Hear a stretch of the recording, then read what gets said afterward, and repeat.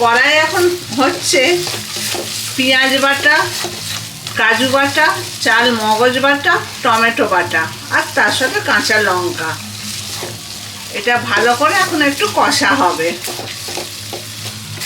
এবার দেওয়া হচ্ছে চিনি, একটু নুন দেবো,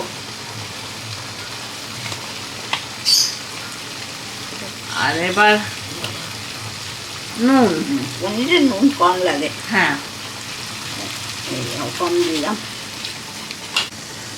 ক্যাপসিকাম দেওয়া হচ্ছে কুচো কুচো করে, এই যে।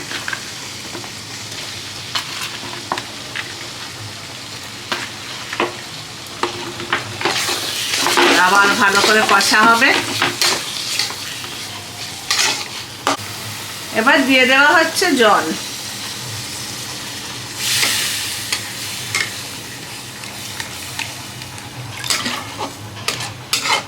খুব বেশি না। এবার দিচ্ছি পনির।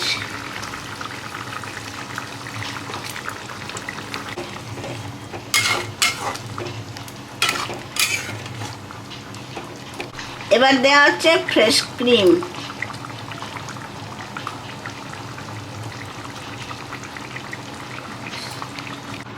হয়ে গেল রেডি পনির ক্যাপসিকাম।